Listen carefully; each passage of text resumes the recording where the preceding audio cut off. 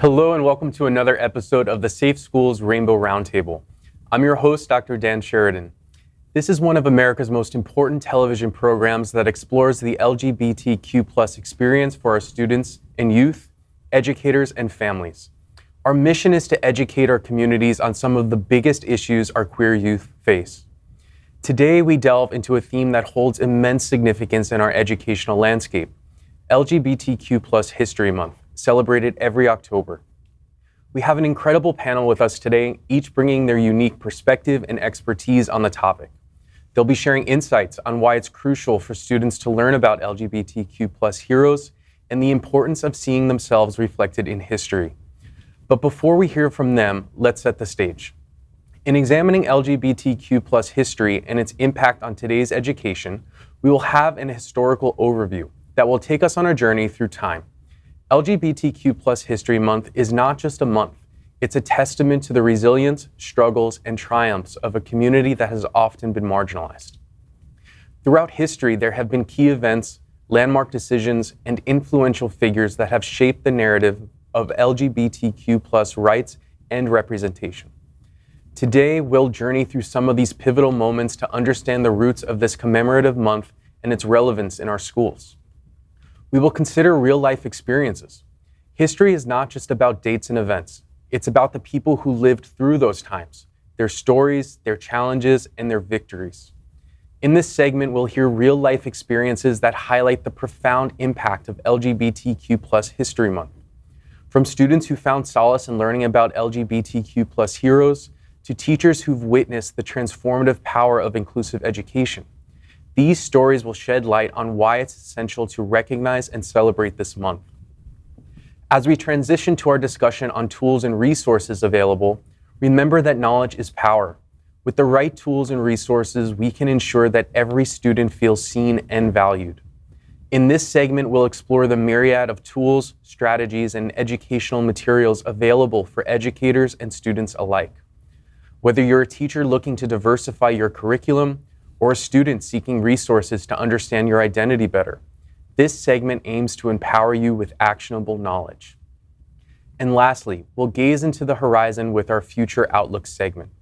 As we look to the future, it's essential to recognize the strides we've made and the challenges that lie ahead.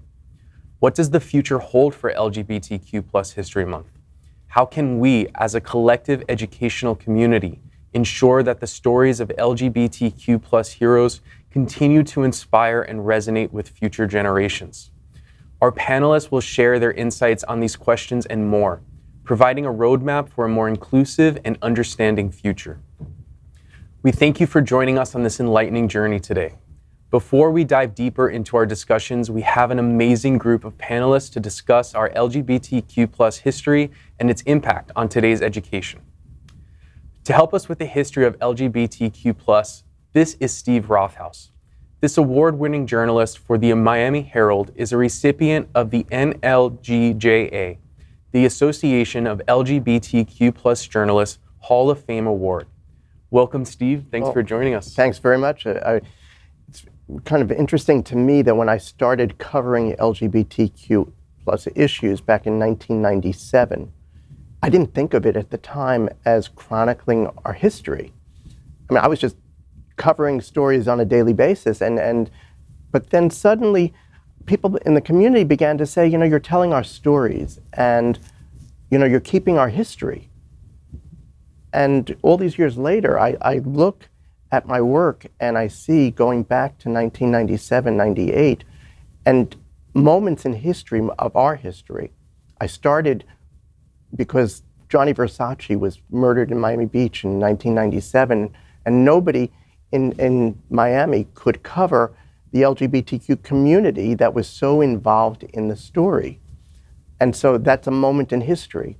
Mm-hmm. And then within a year, the loss of Matthew Shepard, and writing about what young people here thought about that.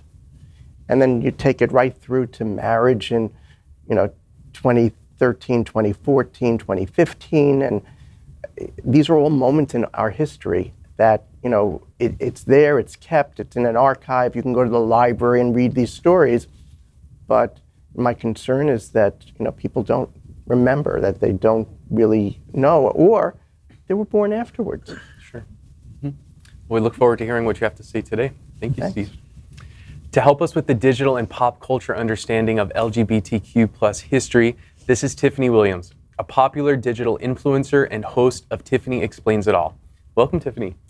Thank you for having me here. I think it's really interesting to be a kind of like the social media guru, so to say, because a lot of my audience is usually younger generation, teenagers, even some young adults, and occasionally, some adults that are young at heart, And I think the most important thing is to have some representation for the LGBTQ plus students, because there's a lot more of them than people like to point out. So, and their matters are so important, and just being able to be the voice for them is such an amazing experience to be doing. Absolutely. We'll hear a little bit more about Tiffany Explains It All later. Oh, okay. Yes. And to help us with this academic perspective on the intersection of LGBTQ plus history and education, this is Dr. Gisela Vega, the director of the University of Miami LGBTQ plus Student Center, one of America's most important university programs for LGBTQ plus students. Welcome, Dr. Vega. Thank you, Dan. It's really great to be here. The center is part of the university, and we have actually one of the only LGBTQ minors that you'll find in Florida. I think something that's really interesting is about our queer theory. Queer theory is a camp of research and study, Yes. and it's been around for a long time. And folks think our history has just started, but the reality is our history has been around forever. And our very first program, I think, started back in 1971. Mm-hmm. So, there's definitely a long legacy there that we hope isn't forgotten and that people can learn more about. Absolutely. Thank you, Dr. Vega. Sure. And to help us with the student perspective on LGBTQ plus history and how it interacts in classrooms and on student campuses, this is Artemis Cruz, a student in Miami-Dade County Public Schools. Welcome, Artemis. Thank you for having me. I'm so excited to talk and learn about professional perspective and everything. Thank you. Thank you. And we look forward to hearing the student perspective too. Thank you. And to help us with the organization efforts going on over LGBTQ plus history and how it affects education, this is Harold Marrero, Chief Operating Officer of Safe Schools. Welcome, Harold. Thank you for having me. And everybody here is sharing a great perspective. Queer history is something that is often not really spoken about, or when it's spoken about is concentrated just to recent history. And there's so much more that can be explored across not just the West, but across the entire globe. And we're trying to do that at Safe Schools. We've just launched a new program called Queer History 101, where we do these short videos and we just expand on different perspectives on queer history. And we plan to expand that throughout the years. So this is right on topic for us. Fantastic. Thanks for joining us. So thank you for setting the stage with us. As we delve deeper into our theme, let's journey back in time and explore the historical context that has shaped today's LGBTQ plus landscape. Let's consider the historical overview.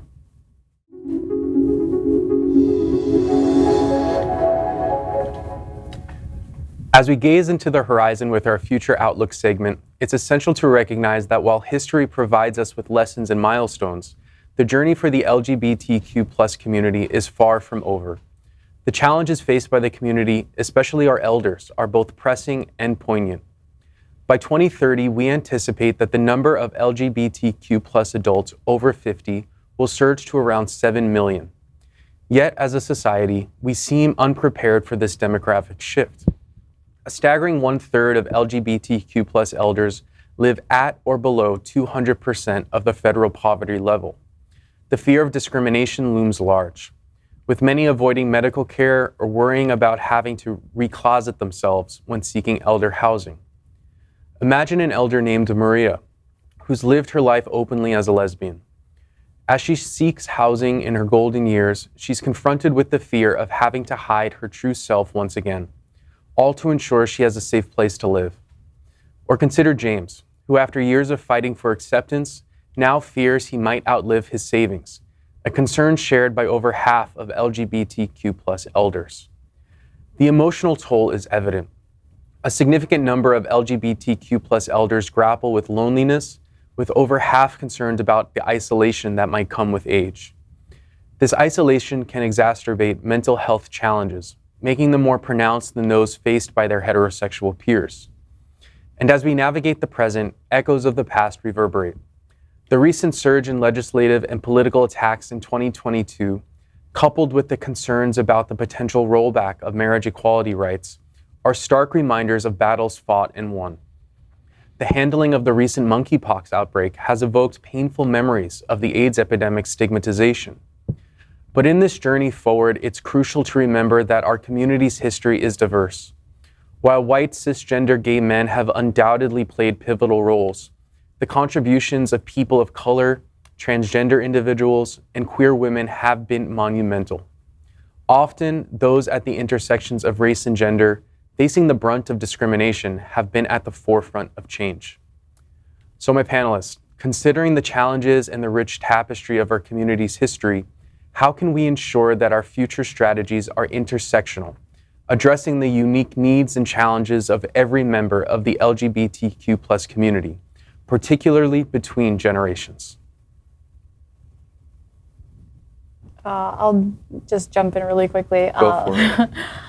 What you had mentioned earlier about, passing that history on, because, as of right now, they're not talking about queer history right now. And it's true, you weren't really brought up that conversation if nobody in the family or someone that you knew was queer. So you had to go look for it. You had to go out into the community. And I think the only way to preserve something as our history is, again, to talk. And, it's how I've explained it to my kids when I go to talk to them and the GSAs. I want this to be like a baton race.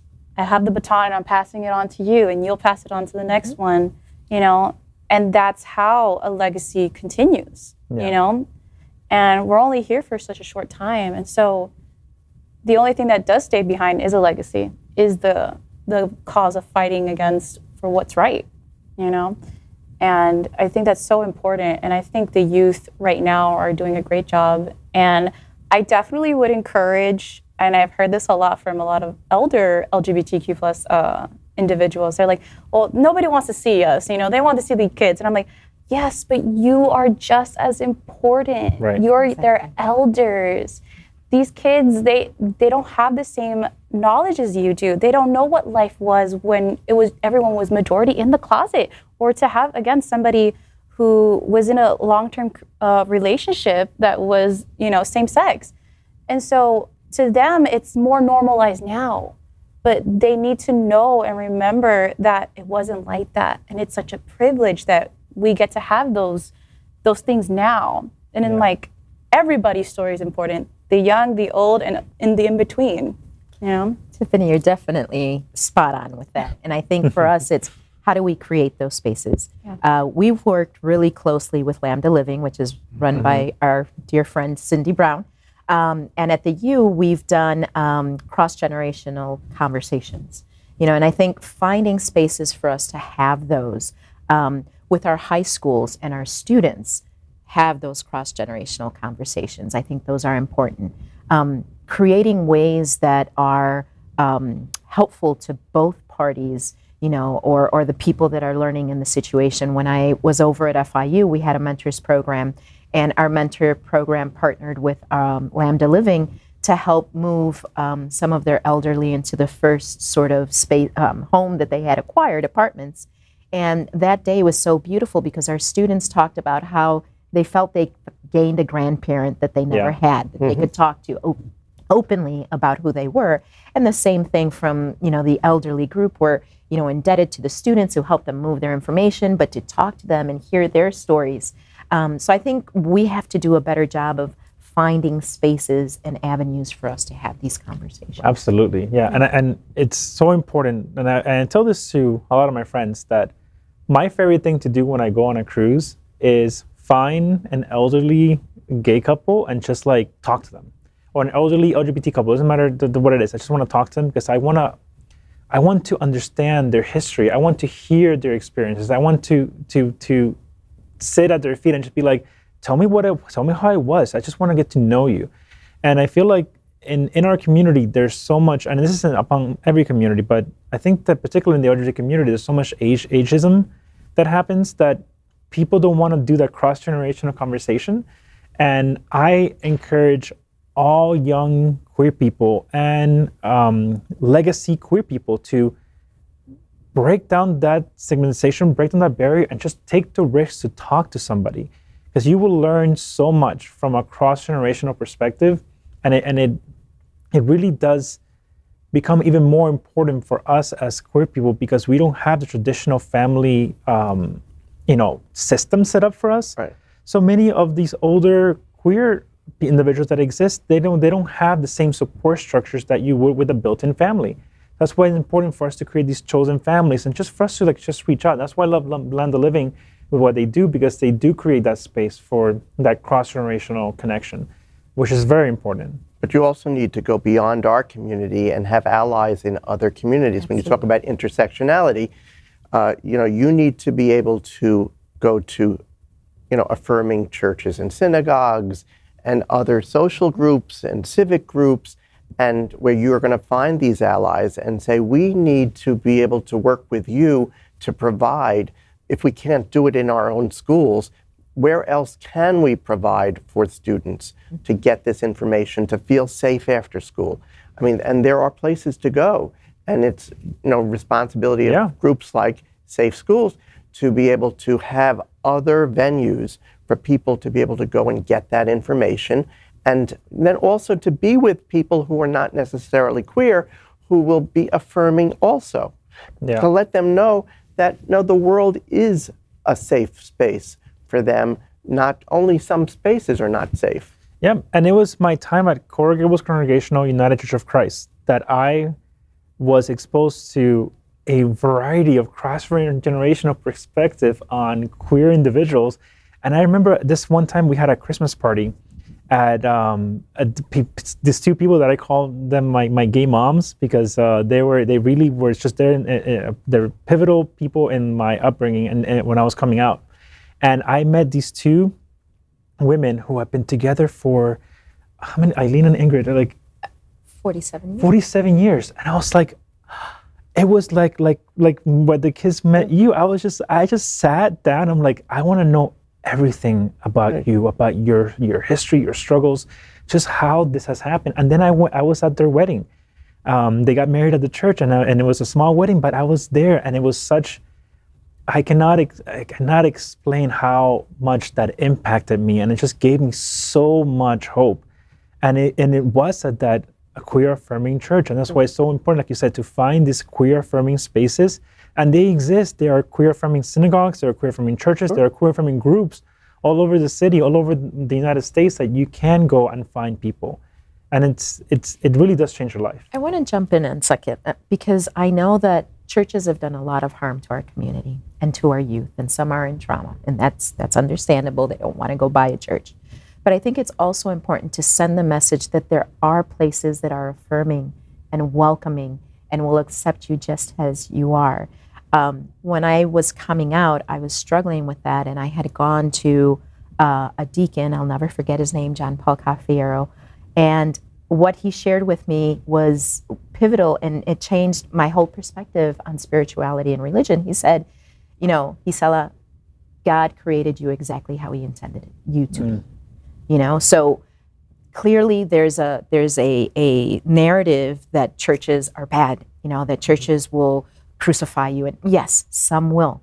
But in order to do some of that healing, find the places that are helpful. Remember, there's 3 things that helped us develop: our community, our family, and our peers. Our community, well, churches, schools, and whatever other groups you may be a part of. So they play an important role. So they do. And for those who have relationships with LGBTQ plus elders, have you heard any concerns that they have for the youth of today's generation? Things that they're worried about? I'll share one conversation we had at our cross-generational meeting that we had, and it was about this notion of fragility that our youth have today, that, they don't want to get hurt, they're afraid that somebody's going to hurt them. They need to hear the narratives of our older generations, mine included, that we were scared, we were hurt, people were dying, our friends were dying. So what you're experiencing has also been experienced by this population. I think that's a story that we're not sharing, and I think that it might help our youth know that they're not alone in this. Right. I think that we were earlier talking about Tyler Clementi, who was, a 20-something student at Rutgers who killed himself, threw himself off the George Washington Bridge in 2010 because he was outed by his roommate, who did a video of him, being intimate with a partner, and then put it online. And this, within hours of happening, Tyler Clementi walked to the George Washington Bridge and threw himself over. And, in that era, in the mid-2000s into the mid-2015s, I think we heard a lot about it gets better.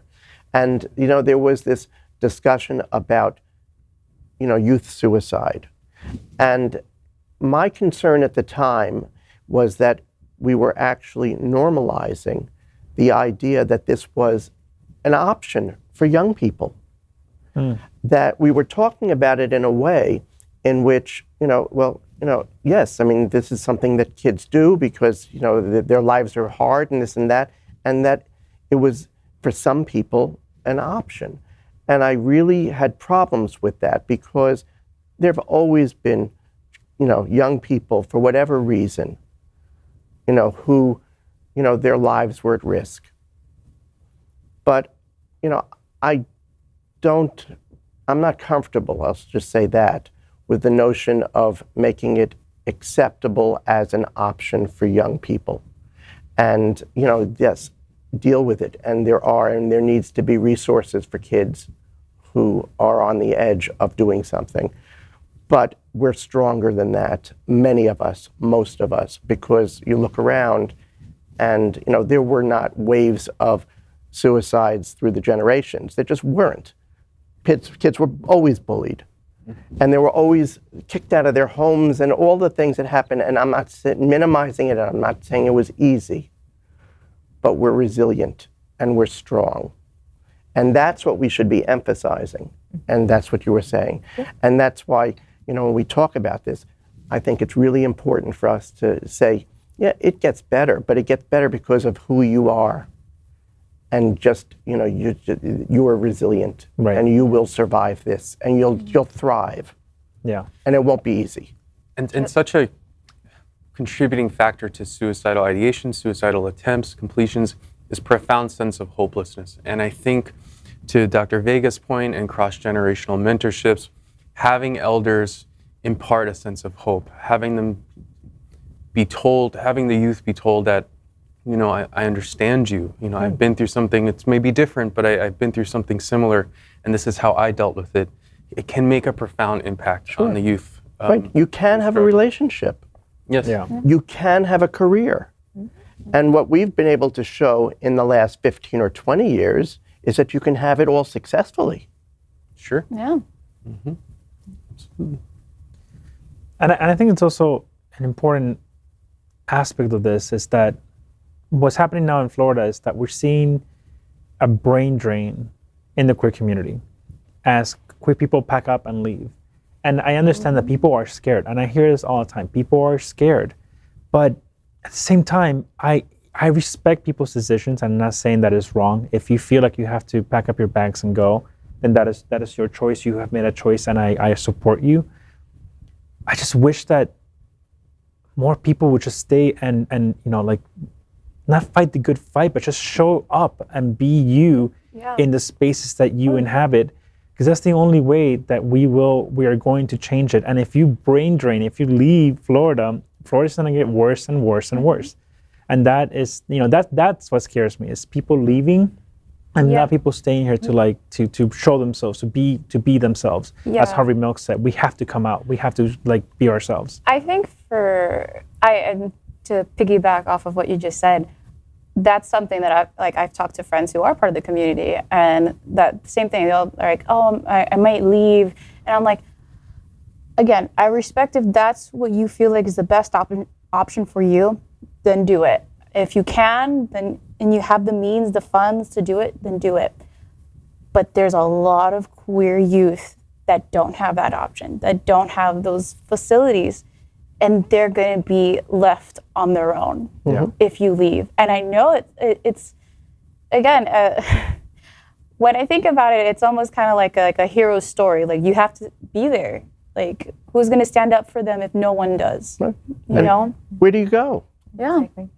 And then what? I mean, We had that conversation, Steve and I had a conversation earlier that people choose to leave, but what's happening is that Florida has become sort of ground zero to what we're seeing sort of happen across the nation Right. now. So you can leave, but eventually it's going to catch up with you. Yeah. So that's something to think about too, that doesn't mean you're safe just going somewhere else. Right.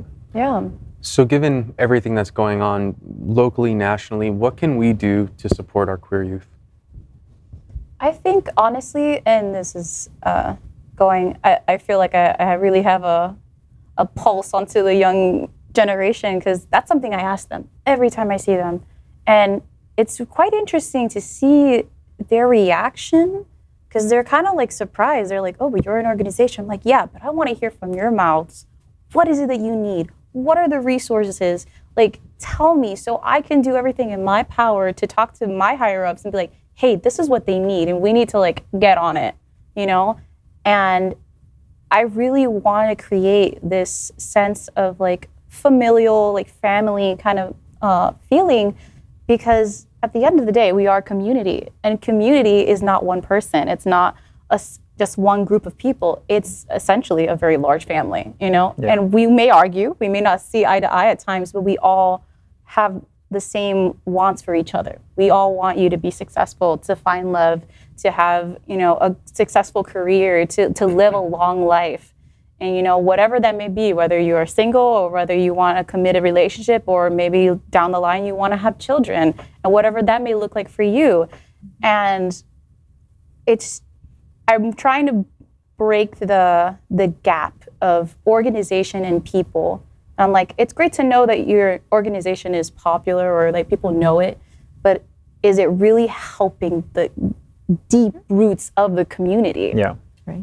Yeah. I And think I was just going to say, I think that's absolutely true. And part of it is you need to get out there and go talk to these organizations and talk to students. And I'm really interested in what our Yes. youth has to say, because we could say this is what they need, but the reality is we need to talk to young people to find out what is it they need. What would you say? I think something that would really help is like, now that GSAs are under attack, keeping GSAs at safe spaces, because that's where you may find your chosen family, especially in queer communities, where we have our chosen family, which is a very important part of our life. You find people who understand you, who look like you, who are like you, and you feel seen by those people. So I think that really creating and maintaining those spaces would be really helpful for little queer kids out there that may need it. Yeah. And there's something I would like to also say, and that is, if you're an older person, and I don't mean old, but older, to be respectful of the young person that you're mentoring, and to remember that you're there to help them and create a safe space. Right. And to not do anything or say anything to these people which will make them feel that they're in an unsafe space. Yeah. Yeah. Yeah, and my mission with, when I started Safe Schools, I realized that I stepped into a organization and a space that I had some influence. And what I did, what I thought to myself is like, okay, I'm gonna go and tap into my inner child and see what did I want to see? What would I have wanted to see in the schools, in media, in the things that I had access to on the internet, and produce that. And because now that I'm in a position of influence like that, I can do something about it. I can be that change that I wanted to see in my life. And that's part of our programming. Our programming is mainly like, it's not even about talking about, the obvious queer elements in pop culture or in our society, but talking about the elements that resonated with me as a child. We covered things from Star Trek to Beast Wars, Transformers, some anime series, and on all those, there are queer elements that aren't really. It's not the main point. It's not the main thing, but they're there. So I want to highlight those. Now that I have the ability to do it, I want to highlight that and try to bring more connections with that. I think it really speaks to an important point that every generation has different needs, and for those in the helping position, we need to listen. Yeah. Have open ears, open minds, and ask, what do you want and how can we be of help? Exactly.